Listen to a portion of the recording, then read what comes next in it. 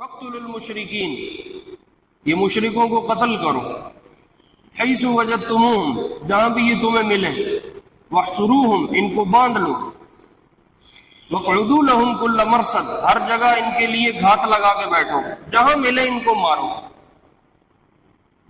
تو بظاہر لگتا ہے دین اتنا سخت کیسے ہو گیا،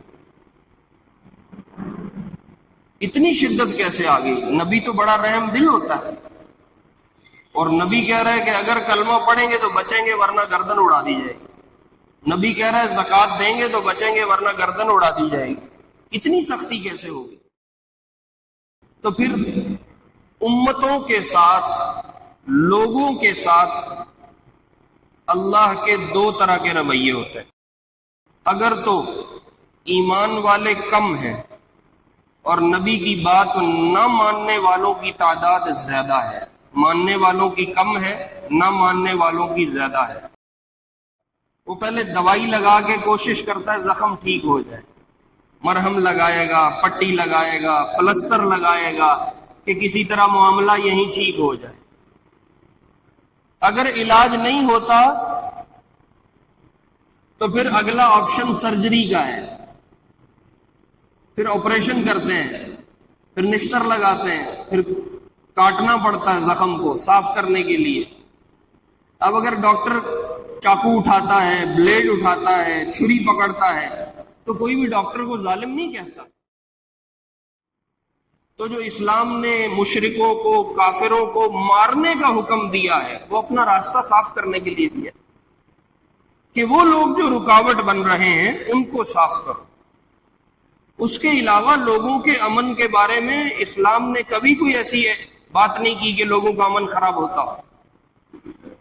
یہ سراسر پراپوگنڈا ہے، اسلام کو بدنام کرنے کی بات ہے کہ اسلام تلوار کے زور پہ پھیلا ہے۔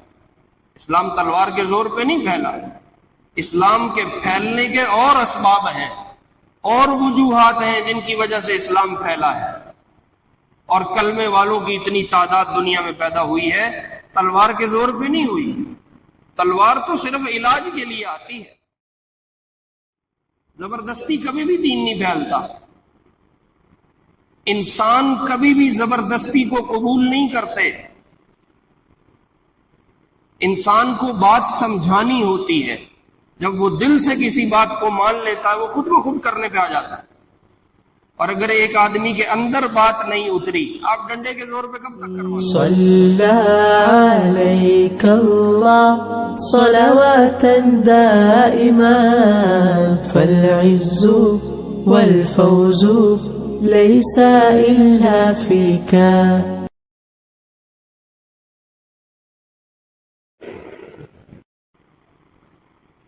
امام نووی رحمہ اللہ کی جمع کی ہوئی 40 احادیث میں سے آج 9ویں حدیث ہم شروع کریں۔ اس حدیث کو روایت کرنے والے عبداللہ بن عمر ہیں رضی اللہ عنہ، عمر بن خطاب رضی اللہ عنہ کے بیٹے، بڑے بیٹے۔ حضرت عمر جب مسلمان ہو کے ہجرت کر کے مدینہ آئے ہیں تو یہ عبداللہ بن عمر ان کے ساتھ تھے، لیکن چھوٹی عمر تھی۔ غزوہ بدر میں یہ چھوٹے تھے تو ان کو آپ علیہ السلام نے واپس کر دیا تھا کہ تم بدر میں نہیں جاؤ۔ پھر اگلے سال احد میں بھی آپ نے ان کو واپس کر دیا کیونکہ ان کی عمر چھوٹی تھی۔ خندق میں یہ شریک ہوئے ہیں، تقریباً ہجرت کے 5ویں سال جو جنگ ہوئی ہے اس میں یہ شریک ہوئے، بڑے صحابہ میں سے ہیں۔ حدیث اور دین کو امت تک پہنچانے میں 4 عبداللہ کا نام لیا جاتا ہے، ان کو عبادلہ اربعہ کہتے ہیں۔ 4 عبداللہ ہیں یہ، جنہوں نے حدیث کو اور دین کو بڑی کثرت کے ساتھ اور دین کا بہت بڑا حصہ آگے امت کو دیا ہے۔ ان میں ایک یہ عبداللہ بن عمر ہیں، ایک عبداللہ بن مسعود ہیں، عبداللہ بن عباس ہیں، اور عبداللہ بن زبیر رضی اللہ عنہ۔ تو یہ ان میں سے بھی ایک ہے۔ بہت عبادت گزار آدمی تھے، تہجد گزار آدمی تھے، سنت کے انتہائی پابند اور سنت کی اتباع کرنے والے، چن چن کی چیزوں کو کرتے تھے۔ مثلاً ان کے بارے میں آتا ہے سواری پہ چلتے چلتے بعض دفعہ سواری کو کہیں سے موڑ رہے، تو لوگوں نے پوچھا یہاں آپ نے موڑی کیوں، راستہ تو سیدھا ہے؟ تو فرماتے تھے ایک دفعہ حضور کے ساتھ میں یہاں سے گزرا تھا، تو اس وقت آپ علیہ السلام نے یوں سواری موڑی تھی تو میں نے اس کی وجہ سے موڑی۔ اس وقت کوئی درخت ہو، کیا رکاوٹ ہو، آپ نے کیوں موڑی؟ لیکن یہ کہتے تھے کہ میں نے اس جگہ اپنی اونٹنی کا قدم لگانا ہے جہاں جہاں حضور علیہ السلام کی اونٹنی کا لگا ہے، شاید کہ میری اونٹنی کو یہ شرف حاصل ہو جائے کہ اس کا قدم وہاں لگ جائے جہاں حضور کی اونٹنی کا لگا۔ تو بہت اتباع سنت کا اہتمام کرنے والے، اللہ کے معاملے میں بہت زیادہ ڈرنے والے اور نرم مزاج بہت زیادہ تھے۔ ان کے غلام تھے بہت، بعد میں جب اللہ نے صحابہ کو مال دیا اور صحابہ کو بہت زیادہ نوازا دنیاوی نعمتوں سے، تو ان کے پاس غلام بہت آتے تھے، تو یہ غلاموں کو آزاد کرتے تھے، اللہ کے نام پہ بہت خرچ کرتے تھے۔ ایک دفعہ کسی نے کہا یہ آپ کو دیکھ کے نماز کی نیت باندھ لیتے ہیں، غلام آپ کو دیکھ کے نماز کی نیت باندھتے ہیں، تو یہ اپنے جس غلام کو دیکھتے تھے وہ مسجد میں ہے، نماز پڑھ رہا ہے، اس کو آزاد کر دیتے۔ تو لوگوں نے کہا یہ آپ کو گڑا کرواتا ہے اپنی آزادی لینے کے لیے۔ تو عبداللہ بن عمر فرمایا کرتے تھے من خدعنا فی اللہ ان خدعنا لہ، جو اللہ کے معاملے میں ہمیں دھوکہ دیتا ہے ہم اس کا دھوکہ کھا لیتے ہیں، ہم آزاد کر دیتے۔ بہت روایات ہیں ان کی، کثرت سے حدیث میں ملتی ہیں، محدثین نے تقریباً ان کی تعداد جمع کی ہے، ان کی روایت کردہ حدیثوں کی 1630 احادیث انہوں نے نقل کی، اور ان میں سے تقریباً 170 احادیث ایسی ہیں جن کو امام بخاری اور امام مسلم نے اپنی کتابوں میں بھی نقل کیا۔ بڑے آدمی ہیں عبداللہ بن عمر، اتنی تفصیل کافی ہے۔ انہوں نے اس روایت کو نقل کیا ہے۔ روایت کیا ہے؟ حضور اسلام نے ارشاد فرمایا امرت ان اقاتل الناس، مجھے یہ حکم دیا گیا ہے کہ میں لوگوں سے قتال کروں، لوگوں سے لڑائی کروں، حتی یشہدوا اللہ الہ الا اللہ، یہاں تک کہ لوگ اس بات کی گواہی دے دیں کہ اللہ کے سوا کوئی معبود نہیں، وان محمد رسول اللہ۔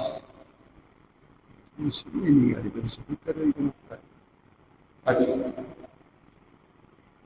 اور اس بات کی گواہی دے دیں کہ رسول اللہ صلی اللہ علیہ وسلم اللہ کے نبی اور رسول ہیں۔ وَيُقِيمُ الصَّلَاةَ وَيُؤْتُ الزَّكَاةَ، نماز کو قائم کرنا شروع کر دیں اور زکوٰۃ ادا کرنے لگ جائیں۔ فَإِن فَعَلُوا ذَلِكَ، اگر وہ یہ 3 کام کر لیں، نمبر 1 کلمہ پڑھیں یعنی ایمان لے آئیں، نمبر 2 نماز پہ آ جائیں، نمبر 3 زکوٰۃ پہ آ جائیں، اگر وہ یہ 3 کام کر لیں گے عصموا منی دماءہم و اموالہم، تو وہ مجھ سے اپنی جان بھی بچا لیں گے، اپنا مال بھی بچا لیں گے، الا بحق الاسلام، سوائے اس کے کہ اسلام کا کوئی حق بیچ میں پڑ جائے وہ ان کو دینا پڑے گا، وحسابہم علی اللہ، اور ان کا حساب اللہ کے ذمے۔ یہ روایت ہے۔ اس میں 2 باتیں، ایک تو کلمہ ہے، وہ تو ایمان کی شرط ہے، وہ تو سب نے پڑھنا ہے۔ 2 باتیں اس کے علاوہ ارشاد فرمائی ہیں، وَيُقِيمُ الصَّلَاةَ وَيُؤْتُ الزَّكَاةَ، ایک نماز کو قائم کریں اس لیے کہ جب ایمان آتا ہے تو وہ اپنے تمام اعمال کے ساتھ آتا ہے، اگر ایمان موجود ہے اور اعمال موجود نہیں ہے اس کا مطلب ایمان ابھی کام پورا نہیں ہوا، اس لیے ایمان کے ساتھ نماز کو قائم کریں۔ وَيُؤْتُ الزَّكَاةَ، اور دوسرا کام اپنے مال کی زکوٰۃ ادا کریں۔ یہ 2 کام اگر کریں گے تو پھر مطلب ہے اب یہ پورے ایمان والے. تو اگر یہ اپنی جان بھی لگاتے ہیں، اپنا مال بھی لگاتے ہیں اور ایمان اللہ اور اس کے رسول پہ رکھتے ہیں، تو ان تین کاموں کے کرنے کی وجہ سے ان کی جان، ان کا مال محفوظ ہو گیا اور مسلمان ان پہ ہاتھ نہیں اٹھائیں گے. لیکن اگر یہ ایمان نہیں لاتے اور نماز نہیں پڑھتے، زکوٰۃ نہیں دیتے، تو پھر مسلمانوں کو 100% حق حاصل ہے کہ ان کی گردنیں بھی اتاریں اور ان کا مال بھی چھین لیں. یہ اس حدیث کا ظاہری مطلب ہے. اس سے بہت ساروں کو یہ، اگر اور احادیث سامنے نہ ہوں اور اس حدیث کا پس منظر پیچھے سامنے نہ ہو، تو اس جیسی احادیث اور آیات سے یوں نظر آتا ہے جیسے اسلام تو بڑا زبردستی اپنے آپ کو نافذ کروانے والا دین ہے، کہ کلمہ پڑھنا پڑے گا، نماز پڑھنی پڑے گی، زکوٰۃ دینی پڑے گی، تب جا کے جان بچتی ہے، مال بچتا ہے، ورنہ تو مسلمان لے جائیں. ایسے ہی مثلاً قرآن میں ہے فَاقْتُلُوا الْمُشْرِكِينَ، یہ مشرکوں کو قتل کرو، حیث وجدتموہم، جہاں بھی یہ تمہیں ملیں، وَاحْصُرُوہم، ان کو باندھ لو، وَاقْعُدُوا لَهُمْ كُلَّ مَرْصَدٍ، ہر جگہ ان کے لیے گھات لگا کے بیٹھو، جہاں ملے ان کو مارو. تو بظاہر لگتا ہے دین اتنا سخت کیسے ہو گیا، اتنی شدت کیسے آ گئی. نبی تو بڑا رحم دل ہوتا ہے، اور نبی کہہ رہا ہے کہ اگر کلمہ پڑھیں گے تو بچیں گے ورنہ گردن اڑا دی جائے گی. نبی کہہ رہا ہے زکوٰۃ دیں گے تو بچیں گے ورنہ گردن اڑا دی جائے گی. اتنی سختی کیسے ہوگی؟ اس طرح کی احادیث اور آیات کو لے کے اب یہ جو میڈیا کا دور ہے، لوگوں نے پروپیگنڈا شروع کر دیا کہ اسلام بڑا سخت دین، اسلام تو گردنیں اتارنے والا ہے، اسلام تو لوگوں کے خون کا پیاسا ہے. نعوذ باللہ. اس طرح کی باتیں اب بہت زیادہ ہیں. خاص طور پہ جو میڈیا مغرب سے متاثر ہے وہ تو یہ بات بہت زیادہ کرتا ہے. تو اس طرح کی آیات اور حدیث کا ایک خاص پس منظر ہے. جب تک وہ سمجھ نہیں آئے گا تب تک یہ حدیثیں صحیح سمجھ نہیں آئی. جس نے سمجھی اس نے غلط سمجھی.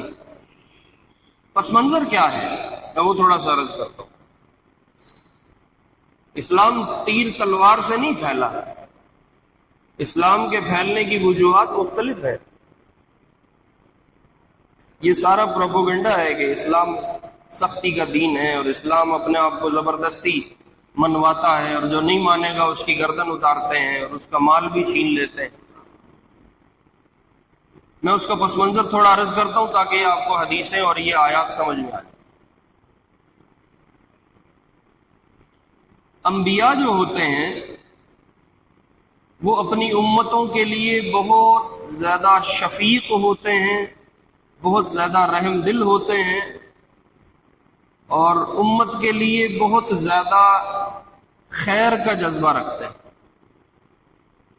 جتنے بھی انبیاء دنیا سے گزرے، نبی اپنی امت کے لیے بہت شفیق ہوتا ہے، اور نبی اپنی امت کا 100% فائدہ سوچتا ہے.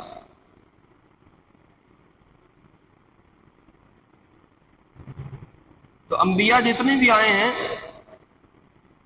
یوں سمجھو نبی کی مثال اور امت کی مثال کسی طبیب اور کسی مریض کی ہے، ڈاکٹر کی اور مریض کی. اگر علاج کرنے والا مریض سے نفرت کرے گا تو علاج کیسے ہوگا؟ اگر نبی اپنی امت کی گردنیں مارنے والا ہے اور نبی اپنی امت کے سر اتارنے والا ہے اور نبی ان کا مال چھیننے والا ہے، تو یہ تو اس ڈاکٹر کی طرح ہے جس کو مریض سے کوئی خیر کا جذبہ نہیں ہے.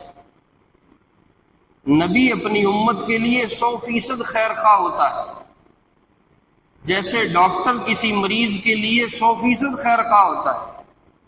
اب وہ مریض جتنی مرضی گندی حالت میں آ جائے، ڈاکٹر کبھی بھی اس کے علاج سے انکار نہیں کرتا. مثلا اس کا زخم بہہ رہا ہے، پیپ رس رہی ہے، خون بہہ رہا ہے، ڈاکٹر کہے نہیں اس کو دور لے جاؤ، یہ تو گندا ہے، میں اس کا علاج نہیں کروں، تو کبھی بھی کسی مریض کا علاج نہیں ہوگا۔ باوجود تمام گندگیوں کے جب ڈاکٹر علاج کرنا شروع کرتے ہیں مریض ٹھیک ہو جاتا ہے۔ اسی طرح انبیاء ہیں، وہ اپنی امتوں کے لیے بہت نرم دل اور بہت شفیق ہوتے ہیں اور بہت خیر خواہی کا جذبہ رکھتے ہیں۔ نبی کبھی بھی گردنیں مارنے والا اور جذباتی قسم کا انتقام لینے والا، بدلے لینے والا نبی نہیں ہوتا۔ نوح علیہ السلام مثال کے طور پر اللہ نے قرآن میں ان کی کہانی سنائی۔ یہ صرف نوح کی کہانی آئی ہے، ورنہ سارے نبی اس جذبے کے ہوتے ہیں کہ اپنی قوم کو سمجھایا، دن نہیں دیکھا، رات نہیں دیکھی، گرمی نہیں دیکھی، سردی نہیں دیکھی، جس طریقے سے بات پہنچا سکتے تھے اپنی امت کے لوگوں تک بات پہنچائی۔ انہوں نے آگے سے کبھی کان بند کیے، کبھی منہ پہ رومال ڈالے، کبھی منہ پھیر لیا، کبھی اعراض کر دیا، انہوں نے 100 طرح آگے سے جتن کیے نوح علیہ السلام سے جان چھڑانے کے، لیکن نوح اپنی دعوت میں، اپنے کام میں، اپنی امت کو سمجھانے میں لگے رہے۔ 9 سال نہیں، 90 سال نہیں، 900 سال بھی نہیں، 950 سال امت اس رویے پہ ہے کہ ہم نے بات نہیں سنی، اور نوح 100% اپنی کوشش میں ہے کہ میں نے بات پہنچانی۔ اب نوح بات پہنچاتے رہے اور اپنی بات کرتے رہے، اور نبی کو بدلہ لینے کی، انتقام لینے کی اجازت نہیں ہوتی، اور نبی کو حکم ہوتا ہے صبر کرو، برداشت کرو، پیو، جتنے آگے سے تلخ رویے آ جائیں ان کو سہنا ہے۔ نوح برداشت کرتے رہے۔ پھر ایک وقت آتا ہے جب حجت تمام ہو جاتی، جب ایسی موقع پہ بات پہنچ جاتی ہے کہ واپسی نہیں ہو سکتی، یا آسان لفظوں میں کہہ لو جب اللہ کی طرف سے دلوں پہ مہر لگ جاتی ہے، اور اب کوئی بھی سمجھانے والا سمجھائے اب سمجھ نہیں آنی بات، ایسے پوائنٹ پہ بات چلی گئی کہ واپسی نہیں ہے، تو پھر امتوں کے ساتھ، لوگوں کے ساتھ اللہ کے 2 طرح کے رویے ہوتے ہیں۔ اگر تو ایمان والے کم ہیں اور نبی کی بات نہ ماننے والوں کی تعداد زیادہ ہے، ماننے والوں کی کم ہے، نہ ماننے والوں کی زیادہ ہے، اور نبی اپنی بات پہنچا چکا ہے اور اپنی حجت تمام کر چکا ہے، تو اب اللہ کی سنت یہ ہے کہ اللہ کوئی آسمانی آفت بھیجتے ہیں جو نہ ماننے والوں کو صاف کر دیتے۔ فرشتے نے آ کے چیخ مار دی، ان کے کلیجے پھٹ گئے، آسمان سے پتھر برسا دیے، زمین میں دنسا دیا، آندھی طوفان چلا دیا۔ کوئی بھی ایسی آسمانی آفت آتی ہے، فرشتوں کے ذریعے یا اللہ اپنے نظام کے ذریعے کافروں کا صفایا کر دیتے ہیں، نہ ماننے والوں کا صفایا ہو جاتا ہے۔ یہ اس شکل میں ہوتا ہے جب ایمان والے کم ہیں اور نہ ماننے والے زیادہ ہیں، جیسے نوح علیہ السلام کی قوم میں ہوا، جیسے لوط کی قوم میں ہوا، جیسے شعیب کی قوم میں ہوا، جیسے صالح کی قوم میں ہوا علیہم الصلوات والتسلیمات۔ بہت ساری قصے آپ نے سن رکھے ہیں۔ لیکن اگر ایمان والوں کی تعداد کفر والوں کے مقابلے کی ہو، برابر ہو جائے، یا ایمان والے اتنی تعداد میں موجود ہوں جو نہ ماننے والوں کا مقابلہ کر سکتے ہیں، تو جب نبی اپنی بات پہنچا دے تو اس کے بعد آسمانی آفت نہیں آتی، اللہ ان ایمان والوں کے ذریعے کافروں کو صاف کرواتے ہیں۔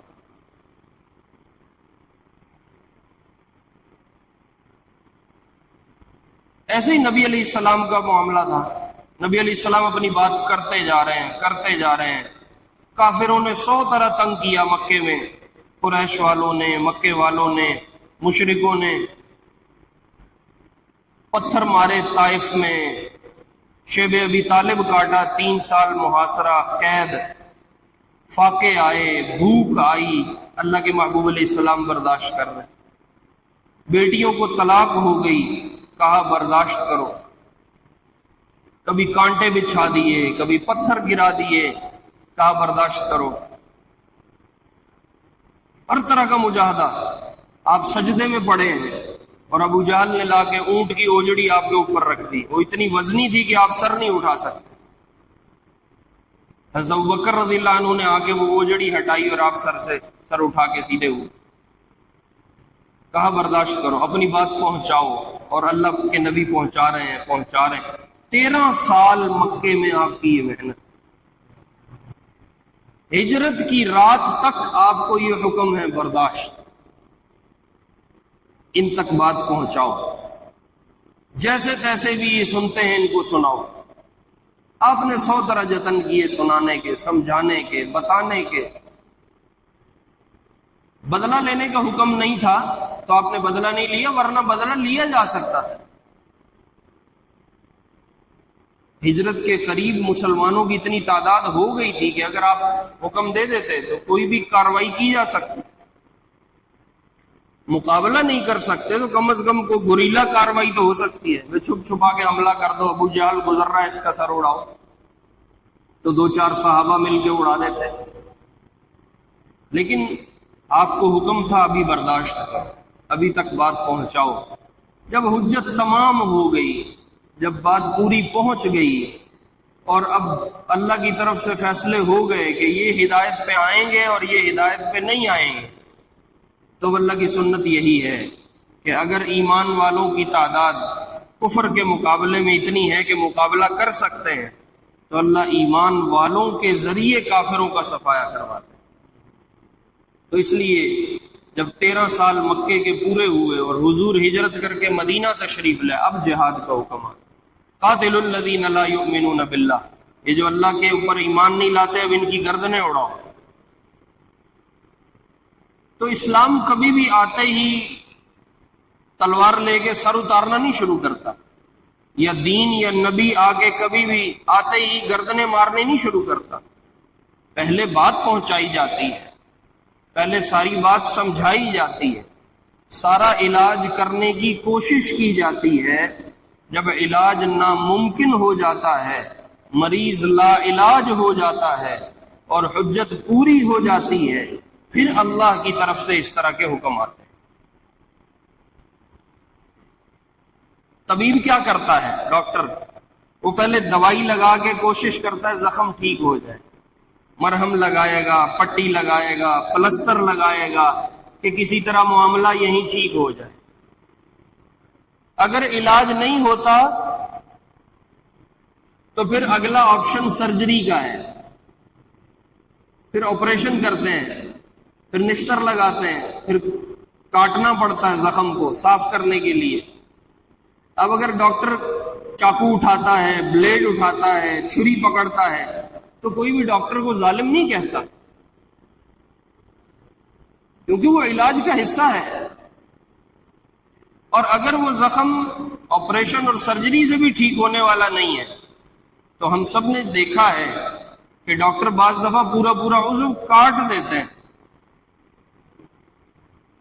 کہ یہ زخم کہیں آگے نہ چلا جائے، اس کو یہیں کاٹ دو، یہ کینسر کی شکل نہ بن جائے، اس کو یہیں کاٹ کے روک لو۔ کوئی بھی طبیب پہ اور ڈاکٹر پہ یہ اعتراض نہیں کرتا کہ آپ نے یہ ہاتھ کیوں کاٹ دیا، سب اس کی تعریف کرتے ہیں کہ آپ نے بہت اچھا کیا ہے کہ باقی جسم کو بچا لیا ہے۔ بالکل اسی طرح جب کفر کسی طور پہ بھی ماننے پہ نہ آئے اور جب کسی طور پہ بھی لوگ نبی کی بات نہ مانے تو پھر نبی کو حکم ہوتا ہے اب آپریشن کرو، اب سرجری کرو، اب سمجھانے کا اور مرہم پٹی کا اور اب دوائیاں لگانے کا ٹائم نہیں ہے۔ تو 13 سال آپ علیہ السلام سمجھاتے بتاتے رہے، جو لوگ مان گئے ان کے ساتھ کوئی معاملہ نہیں، وہ بالکل ٹھیک ہے، چلتے رہیں، لیکن جو نہیں مانتے ان کے ساتھ پھر دوسرا ہاتھ کرنا پڑتا ہے۔ ہمارے مشہور ہے، جب گھی سیدھی انگلی سے نہ نکلے تو انگلی ٹیڑھی کرنی پڑتی۔ تو جہاں حجت پوری ہو جاتی ہے، نبی اپنی بات پہنچا دیتے ہیں اور اللہ کی طرف سے فیصلے پورے ہو جاتے ہیں، پھر اسلام نے یہ حکم دیا ہے کہ اب ان کو دعوت دے کے دیکھو، مانتے ہیں تو ٹھیک ہے، نہیں مانتے تو لڑائی کر لیں، ہم لڑائی کو بھی تیار ہیں، اور اگر لڑائی پہ بھی نہیں آتے پھر کم از کم ٹیکس دے کے ہماری ذمہ داری میں آ جائیں اور ٹیکس دے کے رہتے رہیں، جس کو ہم اسلام میں جزیہ کہتے ہیں۔ جزیہ دیتے رہیں، رہتے رہیں، کافر اپنے حقوق بھی لے سکتے ہیں، اپنی عبادت بھی کر سکتے ہیں، بت پوجنے ہیں بت پوج لیں، عیسیٰ کو خدا مانتے ہیں مان جائیں، یہود کے مذہب پہ رہنا ہے رہ لیں، لیکن جزیہ دیں اور مسلمانوں کے ماتحت ہو کے رہیں۔ اب تیسرا کوئی اور چوتھا کوئی آپشن نہیں، یہ تین ہی آپشن ہے کہ اب حجت پوری ہو چکی ہے، بات پہنچا دی ہے، اب ان کو تین آپشن دے دو، تین اختیار ہیں، چاہے ایمان لے آؤ، دعوت دے کے دیکھ لو، نمبر 2 جنگ کر کے دیکھ لو، تیسرا جزیہ دے کے متحدی اختیار کر لو، متحد ہو کے رہتے رہو، ہم تمہیں کچھ نہیں کہیں گے، ہم تمہاری جان مال کی حفاظت بھی کریں گے۔ تو یہ جو حدیث ہے کہ آپ نے فرمایا مجھے حکم دیا گیا ہے لوگوں سے لڑائی کروں، یہاں تک کہ یا وہ ایمان لے آئیں، نماز کلمے پہ آ جائیں، روزے پہ آ جائیں، زکوٰۃ پہ آ جائیں، اور اگر نہیں آتے تو پھر ان کی گردنیں بھی ماروں، ان کا مال بھی چھین۔ یہ اس بارے میں حدیث ہے، ان پہ اب حجت پوری ہوئی ہوئی۔ تو اب کافر دو طرح کے ہیں، ایک وہ کافر ہیں جو کہتے ہیں ہم آپ کو نہیں چھیڑیں گے، ہمارا آپ کا کوئی مقابلہ نہیں ہے، ہمیں ہمارے مذہب پہ رہنے دو، ہم تم سے کوئی لڑائی نہیں کرتے۔ اس کو کہتے ہیں غیر محارب کافر، یعنی یہ کوئی جنگ نہیں چاہتا، یہ امن سے جینا چاہتا ہے، تو اسلام کبھی بھی اس کی گردن نہیں اتارتا۔ اسلام کہتا دعوت دو، سمجھاؤ، بات سمجھ آ جائے ٹھیک ہے، نہیں آتی پھر سمجھاؤ، نہیں آتی پھر سمجھاؤ، جتنی دفعہ سمجھانا پڑے سمجھاتے رہو، یہاں تک کہ دل میں بات آ جائے اور وہ ایمان پہ آ جائے، اسلام قبول کر لے۔ اور کافروں کی دوسری قسم ہے جن کو محارب کافر کہتے ہیں۔ محارب کافر وہ ہوتے ہیں جو مسلمانوں کے آگے رکاوٹ بنتے ہیں اور جو لڑائی پہ اترتے ہیں۔ اب چونکہ پیچھے بات پہنچا دی گئی ہے، پیغام پورا پہنچا دیا گیا ہے، حجت تمام ہو چکی ہے، تب اسلام کہتا ہے ایسے مقابلے پہ آنے والوں کی گردن مار۔ لیکن اس میں بھی خیال کرنا، بوڑھے کو کچھ نہیں کہنا کیونکہ وہ مقابلے جوگا ہی نہیں، عورتوں کو بھی کچھ نہیں کہنا کیونکہ وہ بھی کوئی مقابلہ نہیں کر سکتی، بچوں کو بھی کچھ نہیں کہنا کیونکہ وہ کوئی مقابلہ نہیں کر سکتے، ان کے جانوروں کو بھی کچھ نہیں کہنا کیونکہ وہ کوئی مقابلہ نہیں۔ آپ کی لڑائی صرف اس سے ہے جو آپ کے دین میں رکاوٹ بن رہا ہے۔ چلتا راستہ ہے، اگر کوئی درخت رکاوٹ بنے گاڑی گزرنے کے لیے تو کیا کرتے ہیں؟ اس درخت کو کاٹ کے راستہ صاف کرنا ہوتا ہے، اور کوئی حل نہیں ہے۔ تو جو اسلام نے مشرکوں کو، کافروں کو مارنے کا حکم دیا ہے، وہ اپنا راستہ صاف کرنے کے لیے دیا کہ وہ لوگ جو رکاوٹ بن رہے ہیں ان کو صاف کرو۔ اس کے علاوہ لوگوں کے امن کے بارے میں اسلام نے کبھی کوئی ایسی بات نہیں کی کہ لوگوں کا امن خراب ہوتا ہو۔ یہ سراسر پراپوگنڈا ہے، اسلام کو بدنام کرنے کی بات ہے کہ اسلام تلوار کے زور پہ پھیلا ہے۔ اسلام تلوار کے زور پہ نہیں پھیلا، اسلام کے پھیلنے کے اور اسباب ہیں اور وجوہات ہیں جن کی وجہ سے اسلام پھیلا ہے، اور کلمے والوں کی اتنی تعداد دنیا میں پیدا ہوئی ہے، تلوار کے زور پہ نہیں ہوئی۔ تلوار تو صرف علاج کے لیے آتی ہے، جہاں اب کوئی اور آپشن نہیں ہے، جہاں اب اور کوئی راستہ کھولنے کا ذریعہ نہیں ہے، پھر اللہ کہتے ہیں اب تلوار اٹھاؤ اور ان کی گردنیں مارو۔ قاتل الذین لا یؤمنون باللہ یہ جو اللہ پہ ایمان نہیں لاتے ان کی گردنیں اڑاؤ۔ اب آپ کو یہ آیت پوری سب سناتا ہوں۔